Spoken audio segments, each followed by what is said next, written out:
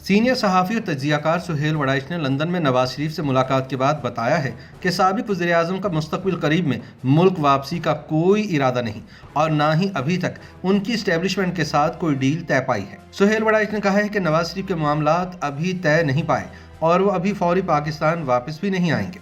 उन्होंने बताया कि मुझसे मुलाकात में नवाज शरीफ का कहना था कि असल मसला ये है कि जो हुकूमत बनेगी क्या उसे आज़ादी के साथ काम करने की इजाज़त दी जाएगी।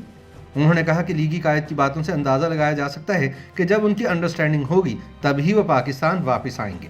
सुहेल वड़ाइच ने कहा कि कुछ लोग समझते हैं कि नवाज शरीफ जल्द वतन वापसी करेंगे, लेकिन मुझे नहीं लगता कि ऐसा होगा, क्योंकि मेरी उनके साथ जो बातचीत हुई उसमें उन्होंने बताया कि कोरोना की वबा थमने के बाद भी अभी उन्होंने अपना ऑपरेशन भी करवाना है। सुहेल वड़ाइच का कहना था कि नवाज शरीफ की बातों से अंदाज़ा लगाया जा सकता है कि अगर वो कोरोना वायरस की वबा थमने का इंतज़ार कर रहे हैं और अभी उन्होंने ऑपरेशन भी करवाना है तो उनका आइंदा 2 से 3 माह तक पाकिस्तान वापसी का कोई इम्कान नहीं। 24 न्यूज़ चैनल के प्रोग्राम नसीम ज़हरा एट 8 में लंदन से गुफ्तगू करते हुए सुहेल वड़ाइच का कहना था कि उनसे मुलाकात में मियां नवाज शरीफ ने अपनी नाअहली के केस का कोई तज़किरा नहीं किया।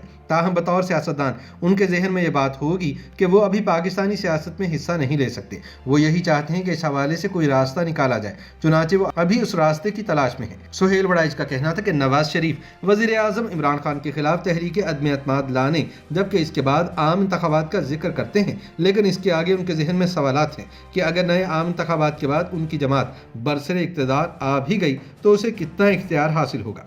याद रहे कि सुहेल वड़ाइच ने पिछले हफ्ते साबिक़ वज़ीर-ए-आज़म नवाज शरीफ से उनकी लंदन रिहाइशगाह पर मुलाकात की थी।